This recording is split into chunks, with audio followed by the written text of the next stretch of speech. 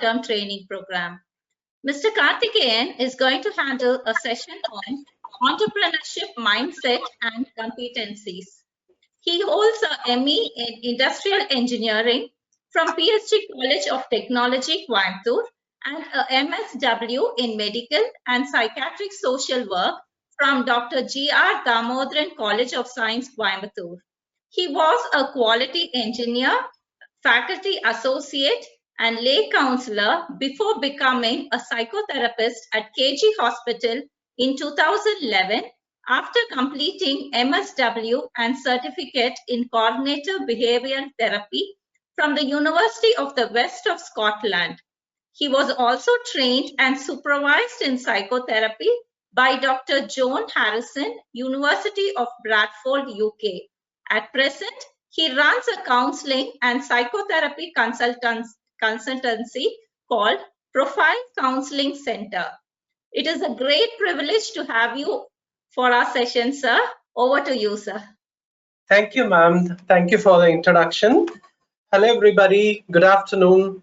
So the one disadvantage with webinars is like it can't be dynamic. I won't be here to you all together.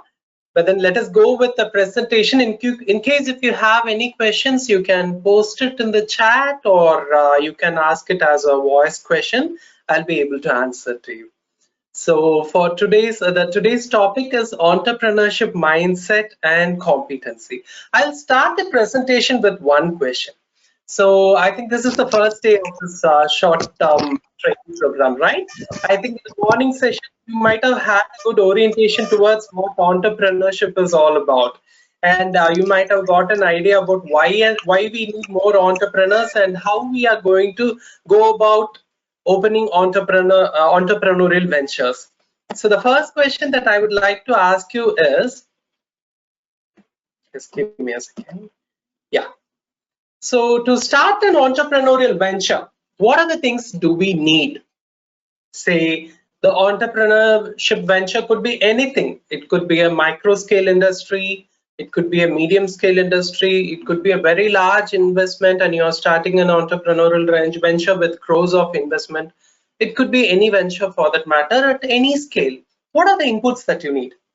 The first thing that people normally tell me is we need a good idea. We need an idea. We need an idea to start the business. It has to be a novel idea. Then what else do we need? We need the working capital. Yes, agreed. And do we need things like the land to start the entrepreneurial venture? In case if it is going to be an e-commerce venture, do we need all the IT infrastructure for that? Likewise, we can go on telling all the resources that we require. Another most important resources are human capital, human resource capital. But then I will tell you that the self, the entrepreneur himself or herself is the most important investment in any entrepreneurial venture.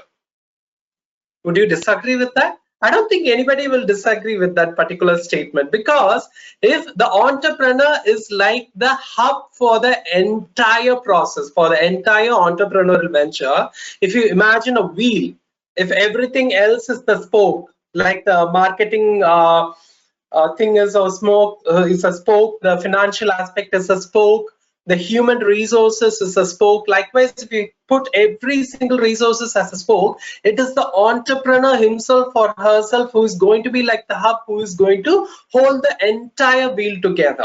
So the self would be the primary capital when it comes to starting a good entrepreneurship venture.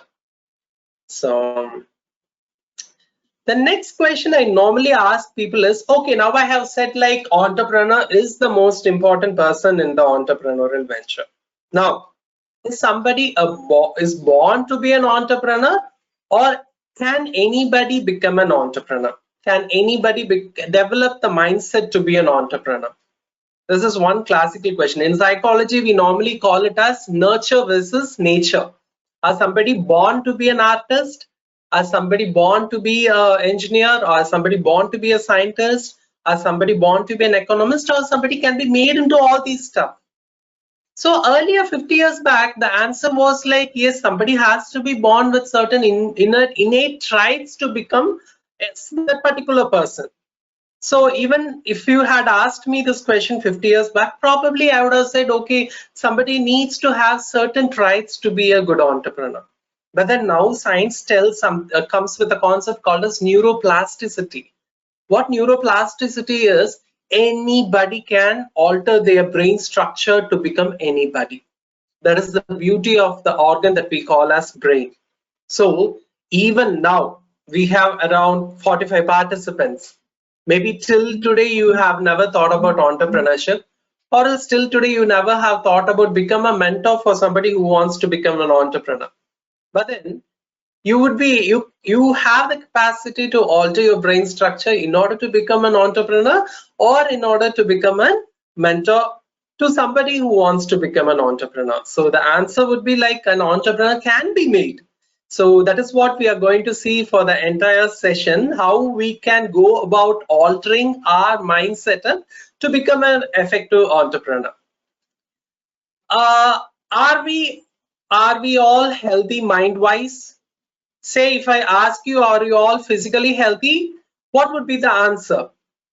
Probably the answer would be yes. Maybe if you have certain physical ailments, say somebody might have diabetes, somebody might have hypertension, you might say, yes, overall I'm fine, but then I have a bit of issue here and there. Touch wood, nobody has any issues, but then still would you claim that yourself to be a physically healthy person just because you don't have any physical ailment? I don't think that is the right way to look at things.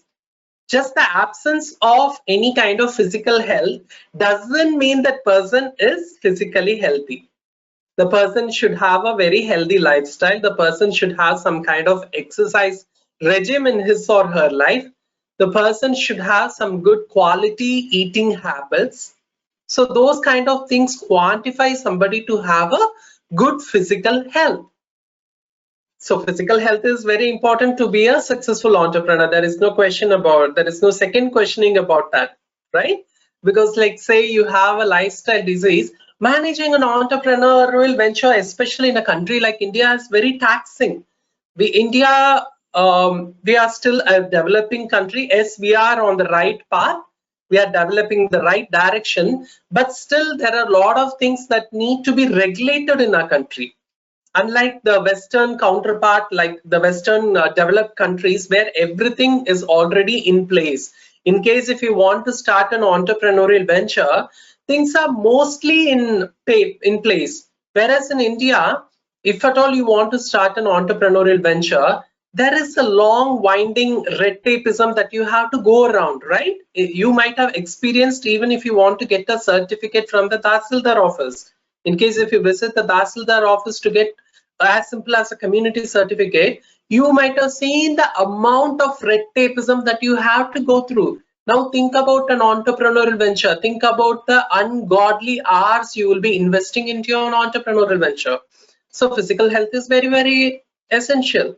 Now, mental health, yes, there is no question about asking it. Yes, the entrepreneur is supposed to have a very good mental health. Certainly, he or she should have a very good mental health. Now, coming to what are the criteria would I use to tell whether a person is mentally healthy or not? Okay, I want to see, say if you're applying for a government job, the agency which is appointing you would ask you for a fitness certificate, right? Even in your private sector also, there are a lot of firms that ask for a fitness certificate. You visit a doctor, the doctor will run few tests. The doctor might probably check your blood pressure, the doctor might check your blood sugar and tell, okay, you're fit enough to work for this job, and he or she, the doctor, will give you a fitness certificate. Now, are we asking for mental fitness certificates? I don't think so, but I think we as entrepreneurs, or we as faculties, or we as, already there could be some entrepreneurs in this group that I'm addressing.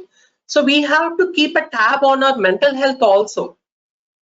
I normally go by 5 criteria to define whether a person is mentally healthy or not. I will list down all those 5 criteria. So these are the characteristics of a mentally healthy individual. To quantify a person to be mentally healthy, mentally fit to take up any job, any academic endeavor, or any entrepreneurial endeavor, these are the 5 characteristics. The first one is ability to enjoy life. By life, I mean every single activity that we do. We might be starting our day by 4:30, 5:30, 6:30, and we might be going back to bed by 10, 11, some even earlier, some even late. Between the time you wake up and the time you go to bed, this 18 to 19 hours, sorry, the 16 to 17 hours that you spend in the day, are you enjoying most of the activities? Or are you just mechanically going around doing those activities? So if you're going around doing most of your activities mechanically, then you're not enjoying everyday activity. And I will say that person is not so mentally fit. How is it possible, sir? You might ask me. Say, if you can you tell that if I don't enjoy my activity, would you label me as a person who is not so mentally healthy? I won't tell you that you have some form of mental illness for sure, but I will certainly tell that you're not mentally healthy because a person will enjoy all the activities if he or she has introspected and analyzed those activities. If a person has seen the value of those activities, even right from brushing, how many of you take time to mindfully brush? How many of you make sure that the brush reaches every corner of your teeth? When would you do that? Only when you have realized the importance of brushing, only when you have realized the importance of oral health, because oral health is very, very important for your overall health. If you're not able to effectively chew your food, then that's it. A lot of nutrients are not going to enter your body. So a person who introspects has a very good mental health. So this indirectly links to your ability to introspect, your ability to analyze the activities that you are doing. எல்லாரும் பண்றாங்க, everybody are doing that, so I am also doing that. அப்படின்னு இல்லாம you actually take time to see why am I doing that. So one criteria is ability to enjoy everyday living. The second thing is called as resilience. Everybody wants life to be beautiful. Everybody wants life to be very colorful. But then is it so? I'm sure most of you in this session would be at least 30 plus, 40 plus. So you might have seen that most of our life's happenings are colorful, but then there are bumps in the road, bumps in the journey. You meet up certain adversities in life. Unavoidable adversities do pop into our life. But then how long do we brood about those negative happenings in our life? Do we analyze? Do we learn a lesson from those adversities? And do we move ahead? Or we just sit down there and brood and feel bad for something happened over in our life? So in case if you quickly bounce back from any adverse events, I'm not telling that, see, when an adverse event happens, I'm not telling that you should never have a negative emotion at all. Then that is also not a mentally healthy way of dealing with things. Yes, you should experience a healthy amount of negative emotions, but then how long are you going to sit in that? Say there are people, say for example, the manager could have been a bit harsh on one particular day. Say on Monday morning, the manager is harsh to the subordinate. That subordinate, there are subordinates who go on carrying this thing for a week's time. Till the Friday comes, this whole Monday episode will be sticking on to in their mind. So does this person has a good resilience? Definitely not. Maybe you can think it for an hour or two, then you have to learn things from that and keep moving on. So resilience is another thing. The third thing is what we call as balancing every activities in your life, striking a good balance between the roles that you play. You are a person, you could be Mr. X, Miss Y, Mrs. Z. You have a lot of roles to play in your life, right? You're not just a faculty, you're not just a father, you're not just a mother, you're not just a son, you're not just a daughter. You have n number of roles to play on this planet Earth. Till the time you're on this planet Earth, you're going to play a lot of roles. How effectively you bifurcate your resources, how effectively you allocate your resources. By resources, I mean both your financial resource, your emotional resource, your time resource also.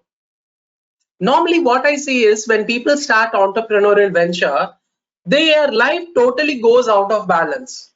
They just take the role of an entrepreneur and they just ignore all the other roles that play in their life. They ignore their role as the mother, or they ignore the role as a father, or else they minimize it. If not ignoring, they tend to minimize those roles. But then what happens, it's going to have a larger repercussion in life. Say in my clinic, if you come to my clinic and sit with me for one whole typical week, you will see at least 2 to 3 adolescents who come to my clinic and who tell that his or her father or his or her mother has been so engrossed in their work and they have neglected them during their childhood. And the child is going to be in therapy for the next few months or even for a year to unwind all the psychological damage that has been incurred because of being ignored. So now think what will happen to that entrepreneur. Maybe for 10 years he or she was totally in the business, but now the child is having a mental health issue and the father or mother has to now sit with the child and try to unwind whatever happened. So we also have to be balanced in all the roles that we play so that we don't sustain any long-term damage. And the fourth criteria is flexibility. We all have a plan A. We all want to achieve something down the road, right? After 5 years down the line, few of you might be having aspirations to buy a vehicle, or somebody might be having the aspiration to purchase a land or purchase jewelry, whatever could be there. You might be having a lot of plans in your life. But then what if something comes in between that plan? What if the plan A is not being able to be, you're not able to execute plan A effectively? Do you have a plan B? In case if you have a plan B, how quickly are you able to switch over to plan B? That is called as flexibility. So an entrepreneur should have an immense amount of flexibility. Else it's very, very difficult. If you are going to have a very rigid mindset, if you just want things to go always your way, then it's a bit difficult. And the fifth one is, or whatever I have said so far, all the 4 abilities that I have listed, that is ability to enjoy everyday activity, resilience, balance, flexibility, these are all intrapersonal. Those are the things that are within you. The 5th criteria is interpersonal skills, the ability to form and maintain relationship. An entrepreneur or a mentor for an entrepreneur is supposed to have all the effective interpersonal skills where he or she is able to form relationships, form effective relationships, and not just forming relationships. I have seen a lot of people who are very good at gelling with people. Put them in a party, they will go talk to everybody, they will collect everybody's number, but then they will never return the call, or they will never make the effort to call that person. So maintaining the relationship is also another important thing that we have to look into. So just take a second and see where you stand in all these 5 points. Maybe you are very effective in certain points, and there are chances that you are lacking a bit behind in all these points. Okay, in case if you're lagging in certain things, I assure with a lot of effort you would be able to inculcate any of these characteristics. Say for example, a person could be very balanced in his life, he has a very good life work-life balance, but then that person might not have the flexibility. Can that be developed? Yes, with a lot of introspective exercises a person can develop flexibility. So see, one thing is like these 5 characteristics, it's not just for you, it is not just for the people whom you are going to mentor. These characteristics are supposed to be checked for anybody who enters your organization. So please be mindful next time when you are conducting a human resources interview, a HR interview, you're recruiting somebody, and if you're conducting a HR interview, just check whether the person is fulfilling these criteria at least to somewhere between 50 to 60%. Then yes, the person is a good candidate, he or she can be trained further. So the next thing I would like to talk is the entrepreneur's toolbox. So today's topic is on entrepreneurship mindset and competency. When I talk about competency, these are the 10 competencies or 10 life skills an entrepreneur is supposed to have. These 10 life skills are recommended by the World Health Organization. So it is not just for an entrepreneur, it is for everybody, every single individual, irrespective of their work setup. He or she could be an entrepreneur, he or she could be a doctor, an accountant, or could be a carpenter, anybody, any profession for that matter. But then a person is supposed to have all these 10 life skills. I will just quickly go through all these 10 life skills, and we will be just focusing on one or two for today. But then you can keep all those things in mind. You can also read about it over the internet. So the first life skill is problem solving. So you might be aware of what problem solving is all about. So what are the steps a person has to take when a problem comes by? Do you just get overwhelmed by the problem? Or you take time to define what the problem is? Do you take the time to see what are the alternatives available to resolve this problem and check for the resources that you have to resolve this problem? Do you check for the feasibility for the solution? If you are capable of doing all these things, then you have a good problem solving capability. See, most of you might be faculties. See, you might be teaching a lot of subjects to your wards or your students, right? Ensure that in all the activities that you do for this is something I normally tell all the faculties and teachers I address. Please ensure that all the assignments that you give to your students somehow help them inculcate at least one or two of these abilities. Okay, so that will go a long way. You might be teaching commerce, you might be teaching engineering, you might be teaching any art subject or science subject for that matter, but please ensure that you somehow inculcate a few of these life skills in your students. The second life skill is decision making. You have choice A, you have choice B, you have choice C. Which one would you choose? Say it could be as simple as going to a movie. You hit the movie theater and 3 movies are being screened, and which movie will you select? You have 3 investment plans, plan A, plan B, plan C. How are you going to select which investment plan is going to be the best one for you? Are you going to rationally analyze all the pros and cons for all these 3 options and take a decision? Or are you going to just go by your instincts? Are you just going to go by the feelings that you have towards a particular option? Which one is effective? So decision-making skills and creative thinking, and fourth one is critical thinking. I am not going to talk much about these things because tomorrow and day after you have a dedicated session for creative thinking and critical thinking. So I will leave those topics aside and jump over to topic 5, that is self-awareness. How aware are you about yourself? If I ask you to pull out a piece of paper and if I give you a minute's time, would you be able to list 5 of your key strengths and 5 of your challenges? 5 challenges that you have in you. I normally don't use the word weakness, I use the word challenge. Would you be able to list it down? I'll just give you 30 seconds. Just think and see whether you're able to enlist at least 5 of your strengths and challenges.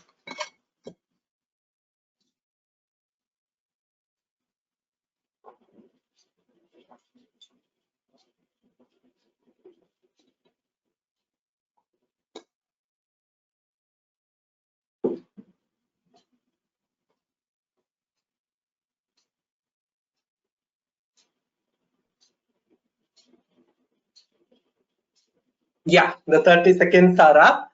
So in case if you were able to list down 5 of your strengths and challenges, yes, very good. You have already introspected, you have done lot of self-analysis.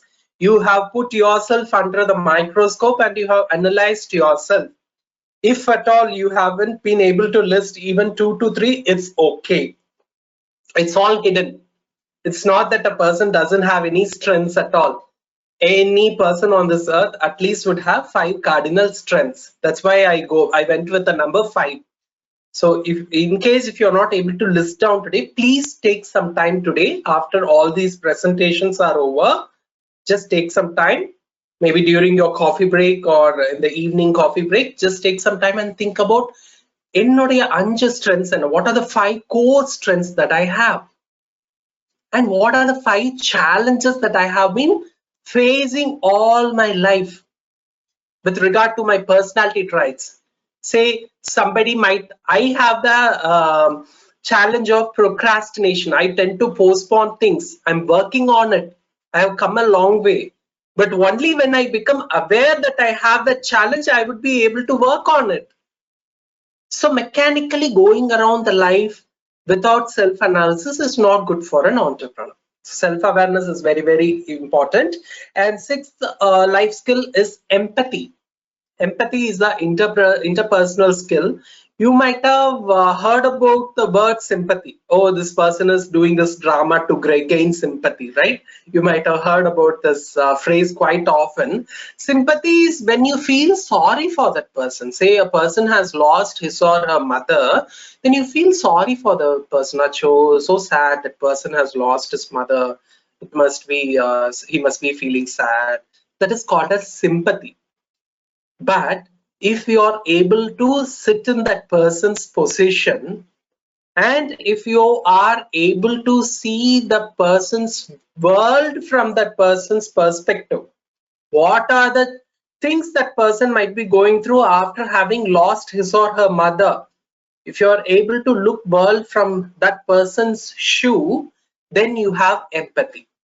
Now you might be asking, why an entrepreneur is supposed to have empathy? Am I going to run a counseling center, or am I going to run a hospital where I have to be empathetic? No. Even if you're going to start say a motor manufacturing firm, you need to have empathy. Your workers are supposed to have empathy, because only when you're empathetic, you will be able to see the work life from that person's perspective. Say you have a subordinate A. That subordinate A has been your star performer all these years. உங்க கம்பெனில யார் நல்லா வேலை செய்வாங்கன்னா, you will be pointing at that person A and you will tell he is the star performer. But then over the month, the person's performance has declined so badly, you are just retaining the person because of his or her past work record. Now, if you don't have empathy, if you are not able to look the life from that person's perspective, if you are not able to talk with that person empathetically, if you are not able to connect with that person empathetically, it is very difficult for you to understand what is happening to that person, what is happening to that person's performance. Is it a good thing to just go and tell that person, Harry, say you have been working in this firm for almost 5 years and your performance was good so long, now it has reduced, please put more effort to improve your performance? Would you say something like that? Or would you call that person separately, and would you tell that person that you are concerned that his performance has come down, and would you ask him a lot of open-ended questions? Would you ask that person how your work life is recently? How do you perceive your work life? Where would you rate the satisfaction when it comes to your work? How is your personal life? How are everybody at home? What are the financial plans that you have for your future? Only when you explore those things, you will be able to understand why this person's performance has gone down. Isn't it important for an entrepreneur? It is very, very important, because that has been a star performer. You can't afford to lose that person. That person has so much of knowledge accumulated over all these years. So empathy is another skill an entrepreneur is always supposed to have. Then 7th is interpersonal skills, interpersonal relationship skills. I have already said about this. A person's ability to form and maintain good relationships, right? In case, especially in interpersonal skills, I normally talk about assertiveness. See, what happens is most of the time when there is a conflict between two people, it could be between the husband and wife, or it could be between the owner and the worker, right? The conflict could be of any nature. When there is such a conflict, how do you go about resolving that conflict? Do you become aggressive or do you withdraw from that conversation? Neither of this is good, right? So you have to put the message across. You have to communicate in such a way that you don't violate that person's right, as well as you don't give up your rights also. That is what is called as assertiveness. When you're aggressive, you violate that person's right. At the same time, when you're anxious, you give up your rights. So neither of that is good. So that is what is point 8, good communication skills. Assertive communication is very, very important. And the 9th and 10th thing is the most important thing. I normally see entrepreneurs having all the other 8 skills, but then they normally lack in managing stress and managing their emotions, because not all the day you will be stressed, not all the day something goes wrong, but when something goes wrong, I have seen the most effective entrepreneur, the most effective problem solving entrepreneur becoming what to say, their performance hitting a rock bottom. So most of the, we have another 25 minutes more, so the rest of the presentation is going to be about stress management. Before going to stress management, I was talking about self-awareness, right? So when it comes to self-awareness, we have to be aware of something called as Johari's window. So I will talk a bit about Johari's window and I will go into stress management. Johari's window is all about how aware are you about your personality traits. Say you as a person, you have 10 personality traits. When I talk about personality traits, it could be anything. It could be good communication skill, good problem solving skill. The person has a good sense of humor. The person has good crisis management ability. Say you have 10 such abilities. Huh? Are you aware of all those abilities? Are people around you aware of all your abilities? If yes, I'm also aware of my 10 abilities. People around me are also aware of my 10 abilities. Then you come under the first window, that is the open window. It's very good. You know about yourself and people around you also know about yourself. Now, let us come to the orange window, the blind spot. In the blind spot, what happens is people around you know your ability, people around you know your challenges, but then you are not aware of your strengths and challenges. Now what happens? Is it a good thing? Definitely not. Definitely, because for personal growth, you should be aware of your own strengths and challenges. What is the use in others being aware of your strengths and challenges, but you not being aware of your strengths and challenges?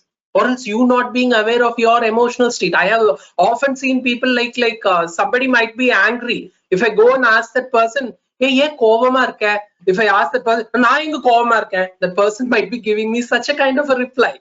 That means that the person is not aware that he or she is in a bad temper. Then the person comes in the blind spot window. That's not good. That's not good for an entrepreneur.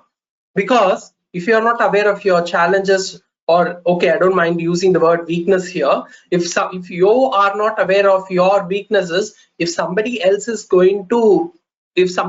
aware of your weaknesses, then it's a game changer, right?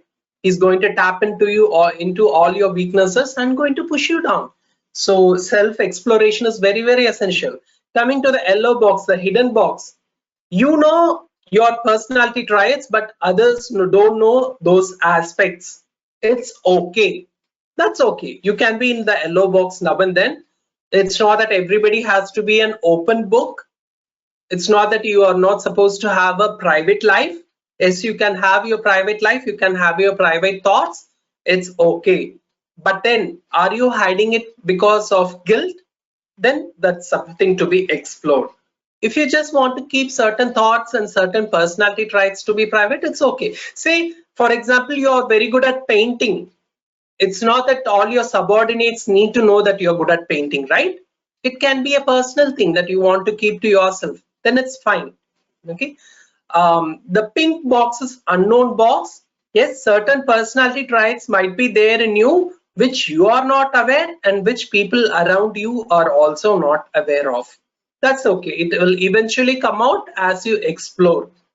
Now, as you explore, as it comes out, you can decide whether you want to reveal it to others or you want to keep it to yourself. Now, why I'm talking about Johari's window is, once again, the point I would like to stress is, do a lot of self-introspection. Put yourself under a microscope. I know it's a very difficult thing. It's not very easy to discover your challenges. It's very empowering to discover your strengths, but then sometimes it's not a very pleasant thing to know about your challenges. But then if you want to improve, if you want to become a better person, you need to know the hurdles that you have in your life. Then only you will be able to decide how to navigate around all these hurdles. Okay, now let us jump into the last 20 minutes of this session, 20, 25 or 22 minutes of this session. It's more about stress management. It's about mind management. When I mind management and stress management, I normally use it. I swap these two terms because I almost feel both imply the same. When I talk about finance management, say I'm going to talk about finance management, shouldn't you know how the financial system works? You should know, right? You should know what a currency is. You should know what income is. You should know what expenditure is. You should know the basics of balance sheet. All those things you should know, right? In case if you want to study finance management. Same goes with human resource management. Same goes with marketing management. In case if you want to study about marketing management, you should know what a market is and how the market functions, right? When it comes to mind management, similarly, shouldn't you know about how the mind works? It's all right. Yes, the answer is yes, right? But do we know how the mind works? If I ask all of you, if I ask the 50 participants in this session, how I am able to see the world around me, how am I able to perceive this light, how am I able to see the laptop in front of me, you all will give me one single answer, that is through my eyes, right? So you will be able to give the anonymous answer that I'm perceiving the world through my eye. But then if I ask you how my mind works, how am I able to make decisions? How am I able to behave in certain way? How am I producing certain emotions? Why am I being sad at some point? Why am I being happy at some point? Why am I feeling motivated at some point? We don't have answers because we are not taught about how our mind works either in our school or in our college. But I think that we should have a basic understanding about how our mind works, and that is what, my friends, I'm going to talk to you today. So when we talk about mind, it is not something that it's an arbitrary thing. It's not something that is living somewhere or existing somewhere. Mind, I'll explain it very, very simply. Mind is the product of your brain when it interacts with the environment. This is the very simple definition that I normally use. Mind is not a very fancy thing. People actually make a lot of money with this word mind. But mind is not a very complex thing. It's the product of your brain when it interacts with the environment. Now, when I talk about a product, like my spectacles, if I talk about my spectacles, there are a few components, right? It has the frame, it has the lens, it has the spring lever kind of a thing which will be able to adjust these things. So there are components for the spectacles, right? Similarly, when I tell that mind is a product of the brain, that product also has few components, and these three are the components of the mind. That is your thoughts, your emotions, and your behavior. Right now sitting here, you might be having lot of thoughts coming into your mind. Lot of thoughts related to this presentation, or thoughts related to something that happened in the morning, or thoughts related to something that is going to happen in the evening. You have a lot of thoughts, and you are also experiencing a lot of emotions right now, right? You could be excited, you could be bored, you could be feeling sad about something, or you could be feeling anxious about something. You could be feeling proud about something that happened in the morning. You might be emoting a lot of emotions. And the behavior is the physical manifestation of things or thoughts. You might, excuse me, right now you're sitting and listening to this lecture. That is the behavior. If you're nodding your head, then that's the behavior. If you're just lying down and listening to this lecture, that's the behavior. So mind has all these components, that is your thoughts, your emotions, and your behavior. Now let us see how these three things are interlinked to each other. I'll give you an example. Say there are 3 students, and those 3 students were raised in the similar kind of environment. They all the 3 are friends right from childhood. Student A, student B, and student C are friends right from their childhood. They studied in the same school. Their parents are almost like same. They have the same kind of profession. They make the same kind of income. Their family dynamics are almost the same. They studied in the same group in 11th and 12th. They scored almost similar marks, and they joined the same college in the same department. Okay, and all the 3 of them are assigned a project. The professor has assigned them a project to be completed, say today on Monday. And all these 3 students have been working on this project for almost a month's time. 4 months, the 4 weeks they have been working on this project, and they're so excited. Hey, this is our first project, and hope our professor likes our project. We have been a very successful student in our school days, and let us see how things turn up with this project. And with all jubilant mood, they come and they submit the project. And the professor, after receiving the project reports, he or she goes through the project report and is totally not satisfied with the project report. And he just throws it on the desk and tells like, I reject all the project, all 3 of the project I reject. Please go and redo it. This is the way you do a project. That's the kind of statement the professor tells. Now these 3 students, A, B, C, picks the project report and comes out of the faculty room. Student A just shrugs and tell, oh, this faculty doesn't have any other. I spoke to our senior sonanga in the faculty, in the professor, the professor was always a hothead. Don't bother about it. That's okay, he will give us marks. So that is the behavior of the first student. Student B almost breaks down. He goes into tears. He feels very bad that all along his life he has been a successful person, and now the professor has labeled him as a failure. He wants to just go back to his house and take the day off. Maybe in the whole week he doesn't want to college, and he actually goes off to his house. Student C slowly picks up the project. He or she just goes through the project report and sees where the professor has given them bad remarks, and he or she wants to correct it and resubmit it. Now, everything is same for the students, right? Same kind of project, same kind of faculty, same kind of rejection. But why did all the 3 students emote in different ways and behave in different ways? If you look at the slide, you will see the events. The event is common for all the 3 students. But then the emotion and behavior is different. So what has dictated the emotion and behavior the person has? It is their thoughts. Okay, how the students thought about the situation. What kind of thoughts the students had towards the professor's behavior has decided their emotions and behaviors. Dear participants, next time when you are facing a very critical event in your life, a disappointment in your life, it is not the disappointment per se which causes the negative emotion in you. It is not the event per se that is causing the behavior in you. It is actually how you think about the event, how you perceive the event.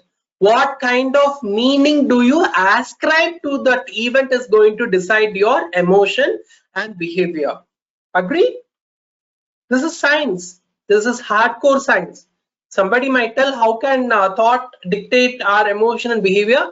Next time, just check out and see. Next time when you have a negative emotion, see what caused the negative emotion. If an event is causing the negative emotion, or even it could be a memory that is causing you the negative emotion, it is because how you see the memory, it is how you see the event that is going to cause the emotion and behavior. So, so I would, at this juncture, I would like to ask you one question. Do we need negative emotions? I think the answer is going to be ambivalent. Some of you might tell that we need negative emotions. Some of you might tell that we don't need negative emotions. Say, an entrepreneur. Say you are all going to become an entrepreneur. You are starting a venture. You are starting a financial venture. And do you need a bit of fear in you? Fear is the negative emotion, right? Do you need that fear in you? Do you need fear as an entrepreneur? The answer is yes. Imagine if the entrepreneur doesn't have even a bit of iota of fear in him or her. What would happen? He or she is going to make all the negative, he or she might take a lot of risky investments, right? Only the fear is going to help us evaluate whether our choices are good or bad. If the person is not having a bit of fear, then the person will go on investing in any kind of investment option he or she faces, which is not good. A person should cautiously examine and see whether it's going to give you return on investment, and then only you're supposed to go and invest in that. So having a bit of fear is okay. Similarly, all the other negative emotions. So what we call is, like, we are supposed to have healthy negative emotions. Only thing is, we should not have unhealthy negative emotions. In this slide on the left, you have all the healthy negative emotions, and on the right, you have the unhealthy counterpart for each thing. You can have a bit of concern. Say you are investing into something, you can have a bit of concern whether this project is going to be successful or not. But then if you become anxious, you're never going to do anything in your life, right? So you can have a bit of concern.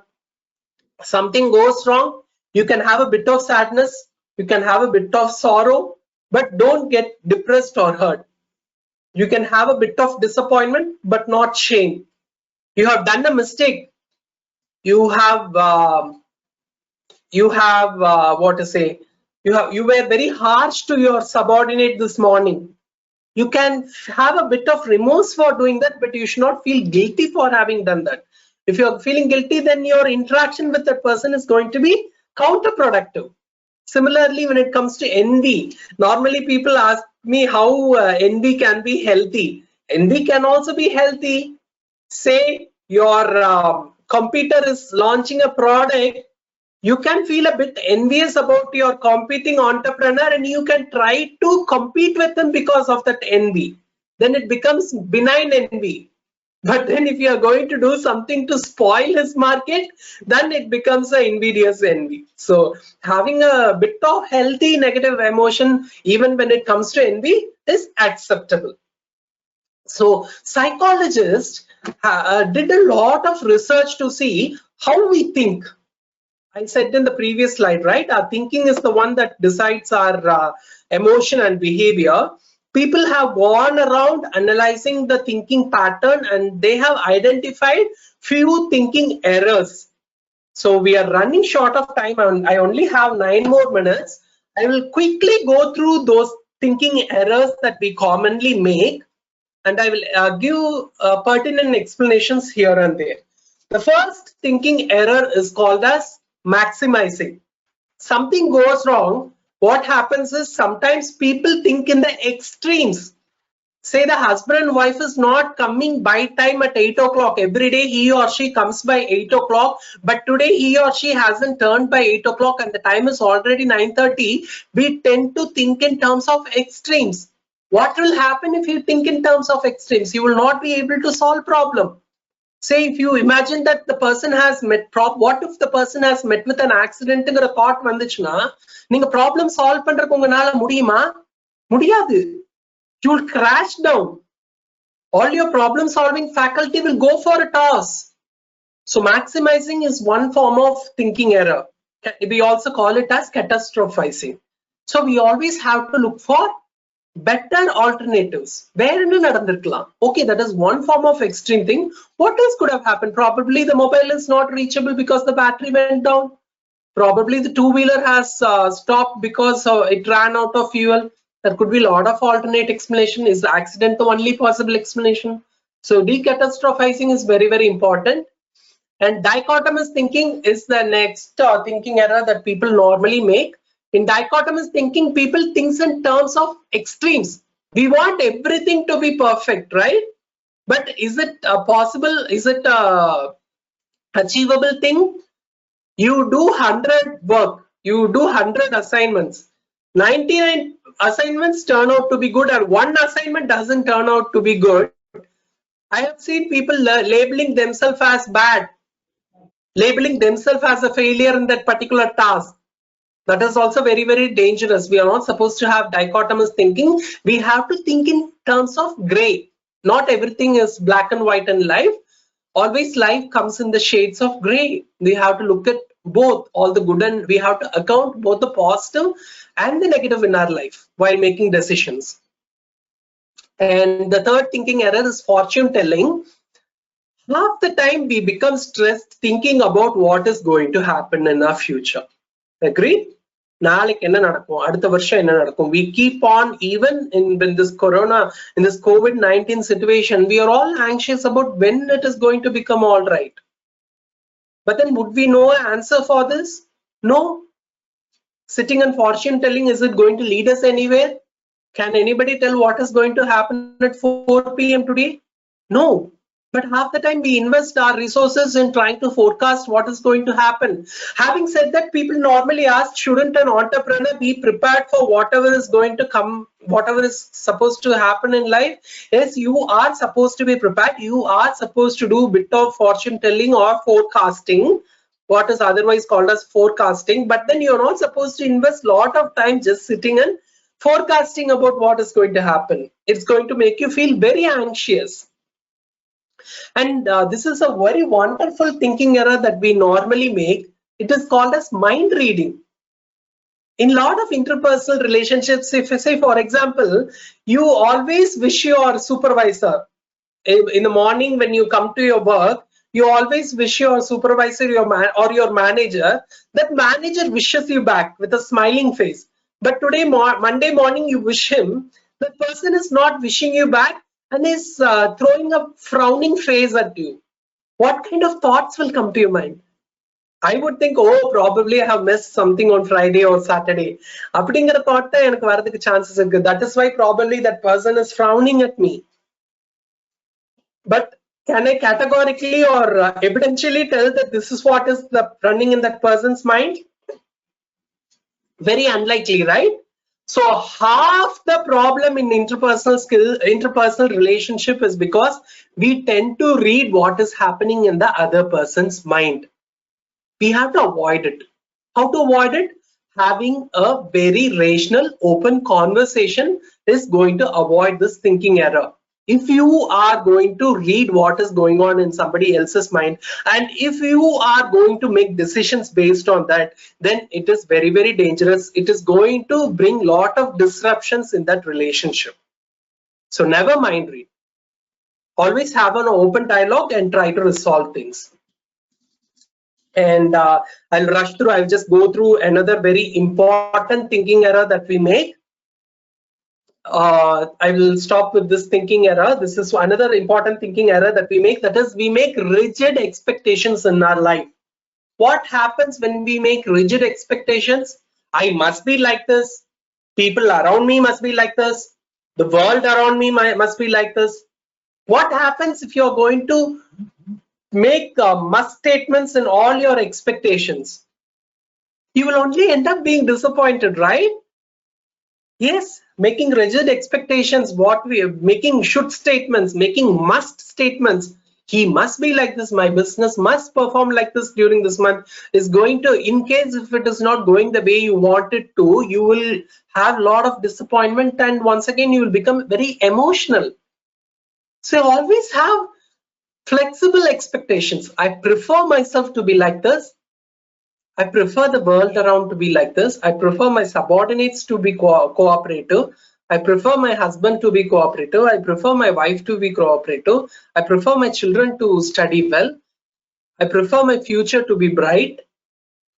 I prefer to buy a car in 5 years' time. Now these are all flexible expectations. Even if something goes wrong, you will have the resilience. Remember flexibility and resilience I spoke about? It is only when you don't have it is only when you have rigid expectations, you will not have much of resilience and flexibility. So have flexible expectations. So I'm going to stop my presentation here. It's already 3 o'clock. We have 12 such thinking errors, but then whatever thinking errors that I have spoken about are the pertinent thinking errors. So I will summarize. What I wanted to say is there are 5 criteria for a mentally healthy person. Remember that. Remember the 10 life skills a person is supposed to have, and also remember that event per se doesn't cause you negative emotion or negative behavior. It is only how you think or perceive about the situation which is going to land you in negative emotion or negative behavior. So these are the take-home lessons for today. In case if you have any questions, you can post. I'll just check the chat box. So thank you, Dr. Soumya. Thank you so much. So Mr. Francis Baston, you have asked me what is your opinion about multitasking. Earlier it was a valued skill, but now it seems it is not an ideal skill. Yes, Mr. Francis, like multitasking is good, but then there is a gender difference when it comes to multitasking. Evolution wise, men are not that effective at multitasking. Men's brain is mostly designed to do a single task, whereas women's brain can do multitasking. But then if a man is capable of doing multitasking, it's fine. Once again, it is a very subjective thing. We can't categorically tell whether multitasking is bad or whether multitasking is good. It is going to differ from person to person. We have to account in individual differences. In case if you feel that your performance is declining, then it is always better to stick on to a single task. It is once again the situation. If the situation demands you to do multitasking, yes, then you have to do multitasking. You have to juggle. Say, for example, you have 2 tasks. Onnala 90 vaangittu onnala 0 vaangarak badala I multitask and I get 60 in both is a better option, right? So you have to judiciously decide whether you have to go in for multitasking, and you also have to keep in mind that men are not that great at multitasking. That I can categorically tell. 90% of the men won't be that great with multitasking. Say, for example, if you are on a phone call and if you try experiment, Mr. Baston, in case if you are going to be on a phone call and if you want to read something, you will not be able to do both the things. Either you will be missing out the call or you will be missing out a line in the book that you read. But when you give this to a woman will be effectively able to do that. That's because it comes from our hunter-gathering history. So nearly 10,000, 20,000 years back, we were all hunter-gatherers, right? A man is supposed to be in a single task. Ninga, you are going in for hunting, you have to be focused on your game. You should be cautious that something doesn't come and hit you. Your mind has to be in that. But then when it comes to a woman has to look into the boiling pot. At the same time, the woman has to look into the crying child. So women's brain has evolved to do multitasking, whereas men's brain is mostly wired to do a single task. So that's it. Thank you, Dr. Sophia. Thank you, Mr. Francis. Thank you. So